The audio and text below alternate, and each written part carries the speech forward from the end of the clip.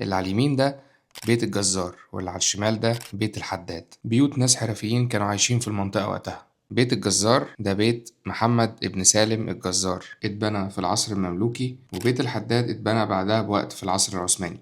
بيت الحداد اتباع مرة واتنين وتلاتة لغاية ما جه وقت كان معروض للبيع. في الوقت ده كان أمنة بنت سالم أخت محمد ابن سالم الجزار كانت عايشة معاه في نفس البيت، فقالت تاخد البيت اللي في وشهم وهي أولى من الغريب، وبقى البيتين بيت واحد. طبعا البيت سكنوا ناس كتير بعدها لغاية لما جت واحدة ست من جزيرة كريت، جت واشترت البيت وعاشت فيه فترة، ودي كانت آخر حد عاش في البيت قبل جاير أندرسون. عشان كده البيت ده بيتسمى بيت الكريتلية، قصدهم بيت الخواجاية اللي من كريت. البيت اتهجر فترة طويلة ومحدش كان ساكنه، وبعدها المؤسسة العربية لحفظ الآثار والتراث الإسلامي قررت إن هي توسع جامع أحمد بن طولون، فأصدر قرار إزالة للبيوت اللي حوالين الجامع كلها علشان يوسعوا الجامع.